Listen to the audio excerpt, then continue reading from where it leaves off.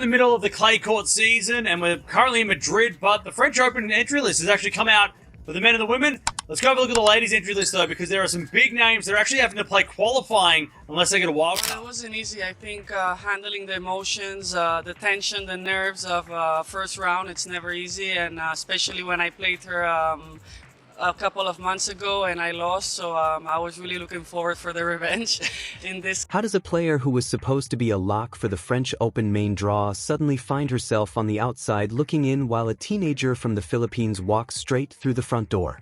1 minute the story made perfect sense. The next minute everything flipped and nobody saw it coming.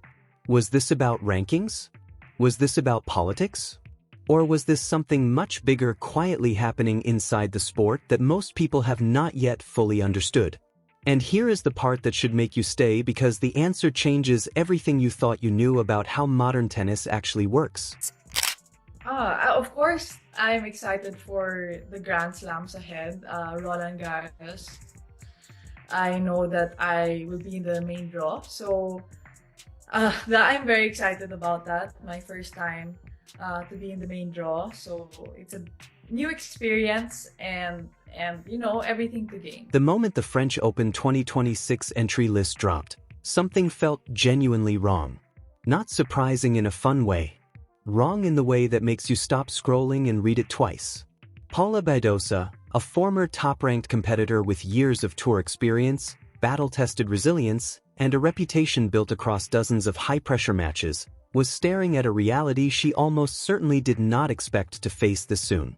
And right next to that reality stood Alexandra Eala, calmly stepping into a position that usually takes players years of grinding, ranking points, and relentless consistency to earn. So the first question is obvious. How did this happen? But the second question is the one that really cuts deep. What does it mean that it happened at all? Alexandra Eala is selling out stadiums whether she's playing singles or doubles, tournaments where the fan attendance wasn't that high in previous years. If I was a tournament director, I would do anything for her to be at my tournament. I'd also make sure that she's on schedule every day, so doubles and singles, because then people come to watch Alex and then stay for more tennis. But yeah, you can see it in the crowd numbers whether Alex is playing or not. The Filipinos are showing up for their girl, and here is where it starts getting uncomfortable for some people and genuinely fascinating for others. The French Open 2026 main draw did not just include Alex Eala as a qualifier. It gave her direct entry. That means she bypassed the qualifying rounds entirely. The same brutal qualifying rounds where experienced professionals fight match after match just to earn the right to stand on the same court as the elite. The same rounds that have ended careers and crushed momentum. And somehow, a 19-year-old from the Philippines skipped all of it and landed directly in the main draw. Now before you form an opinion on that, hold it. Because the next part changes the shape of the story completely. Miami. You love playing in Miami. I like it. I love it, especially because of the fans. There's a lot of Latino fans, Spanish fans, so I feel a little bit like playing at home, and I love it, honestly. They push me and they motivate me super. So. After Indian Wells, you went to Austin, made the semifinals there, picked up some nice wins. What kind of confidence did that give you coming into this event? Well, I needed that, especially for my body, to play 4 matches in a row with no day off, and seeing that my body was responding day after day. After the 4th one was tough, but I think I need to put my body into that situation. That direct entry alone would raise eyebrows in any year. But place it right next to Paula Badosa's situation and suddenly it stops being a tennis story and starts feeling like a power shift happening in real time. Badosa is not some fading name trying to hold on to relevance. She is not a player coasting on past glory hoping nobody notices the decline. She is a fierce, aggressive competitor who has clawed her way back from injuries that would have retired lesser players, rebuilt her ranking through sheer determination, and maintained a presence in the sport that demands respect. So when a player like that looks at the draw and sees someone younger leapfrog her into the main draw, the reaction is not just surprise. It is a quiet, personal kind of disbelief that does not need words to be understood. But here is what most people are missing entirely. Follow the calendar for me is an amazing part, because I now have that the ranking where the calendar kind of dictates where I go. So I've been to the most amazing courts and been able to play in the most amazing atmospheres. Of course, Miami, I've been able to play on Wimbledon Center Court, which is my dream, and that's been amazing, and so many more. Yeah. You're probably top 2 or 3 with, I think, the most loyal fan base in the world. Wherever you go, you have some of the most amazing supporters behind you. What kind of energy does that give you as you travel around the world trying to make them proud? It gives me so much motivation. If you zoom out and look at the full picture, the decision starts making a completely different kind of sense. Not the traditional sense built on rankings and match records alone. A new kind of sense built on where modern tennis is actually going and what Grand Slam tournaments have become. Because Alex Eala's rise did not follow the slow, predictable climb that fans are used to watching. It has been loud, fast, and impossible to ignore. Her momentum started building months before Roland Garros even entered the conversation. During the early hard-court swing this season, something unusual began happening around her matches that had nothing to do with her ranking. Fans were not just showing up. They were arriving early, filling courts beyond safe capacity, and turning what should have been ordinary first-round matches into events that felt closer to concerts than tennis. Social media clips showed crowds stretching across walkways, past barriers, all of them waiting just to watch a player who had not yet become a household name globally but was already becoming something else entirely for millions of people. One analyst described it perfectly when he said she is an inspiration for an entire nation and fights for every single point to spread that inspiration beyond tennis. A superstar who embraces the pressure and never looks overwhelmed by the moment. And that is not typical hype. That is something rarer and more powerful. That is what happens when a player stops being just an athlete and starts becoming a movement. Now ask yourself this. When was the last time a 19-year-old did that without winning a Grand Slam title first? By the time the tour reached the Miami Open, Eala was no longer just a curiosity. She had become a storyline. Her performance there marked a genuine turning point, not because she suddenly became flawless, but because she stopped playing like someone who was afraid of losing. Her shot selection grew sharper. Her movement on court looked more deliberate. Her willingness to go directly at high-level opponents signaled something that analysts watch for carefully in young players, which is a shift in mentality. She answered the question that critics always ask about rising talents. Can she actually compete with the elite when the pressure is real and the match actually matters? And the answer that came back was clear enough to change the conversation.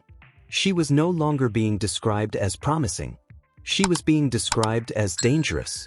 Even at Indian Wells, where she did not dominate from start to finish, she showed something arguably more valuable than winning. She showed growth, improved tactical awareness, the ability to construct points rather than simply react to them, and a composure in tight moments that players twice her age still struggle to find consistently. Now here is where everything starts connecting and why the French Open's decision begins to look less like a gamble and more like a calculated strategic move. Modern Grand Slam tournaments are not just sporting competitions anymore. They are global entertainment platforms. They need players who bring compelling narratives, who attract diverse new audiences, and who expand the reach of the sport into markets that have historically been underserved by professional tennis. Alex Eala represents something extraordinarily valuable in that context. As a Filipino athlete rising on the world stage, she carries with her an entire region of passionate, devoted fans who do not just support her. They see themselves in her. They treat her matches like national events.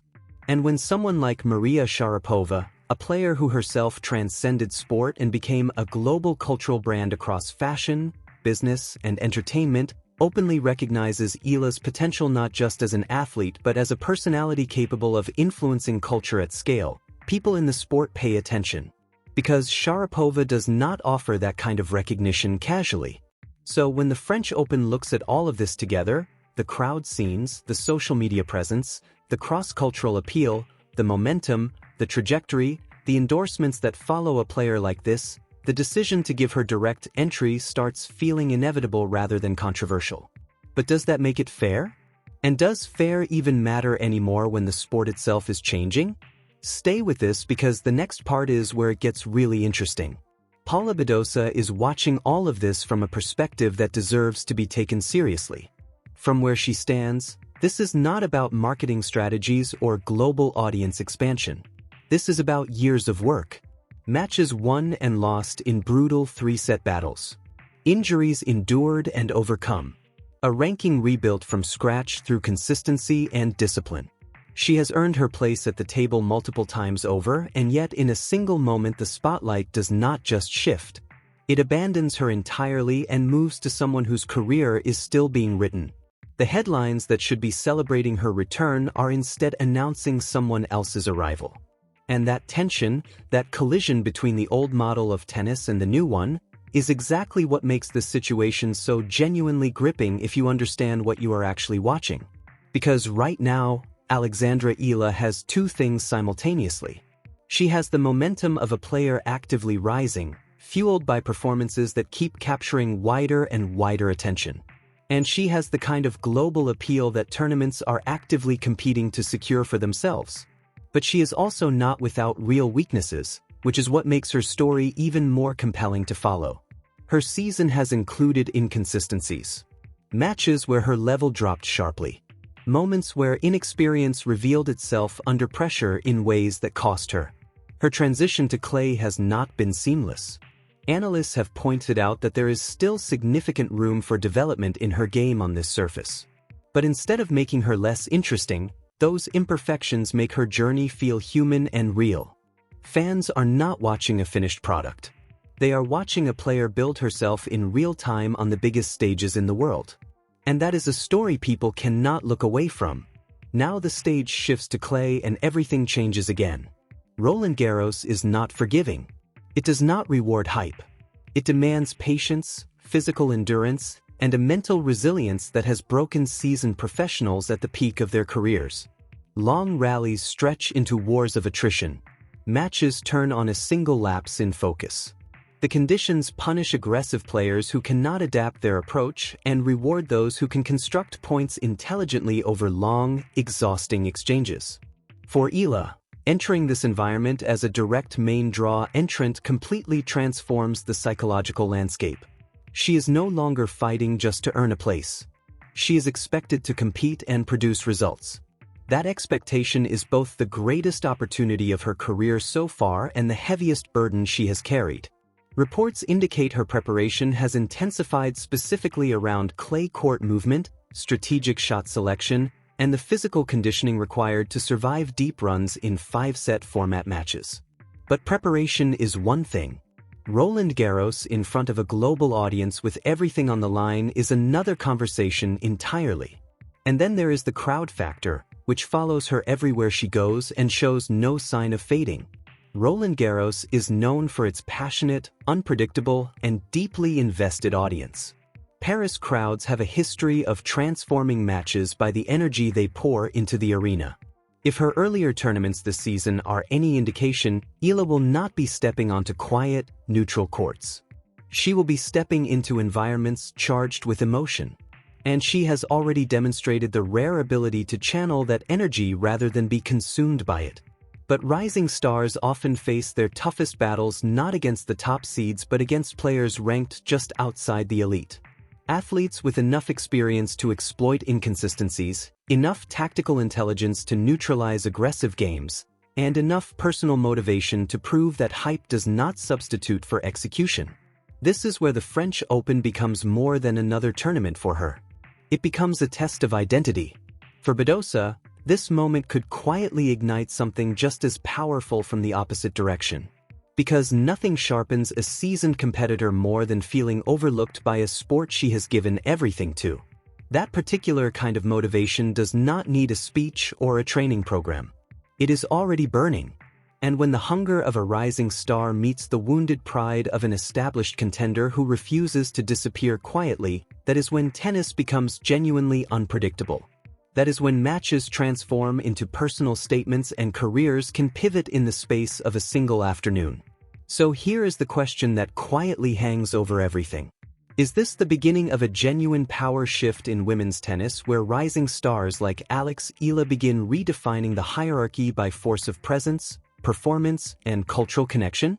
Or is this a moment of elevated hype that will eventually settle back into the established order once the clay courts deliver their verdict? And perhaps the most intriguing question of all, how will players like Paula Badosa respond to a new reality where reputation alone is no longer enough to hold the spotlight? Because the decision has already been made. The stage is already set. And whether the tennis world agrees with it or not, the future has officially been invited into the present.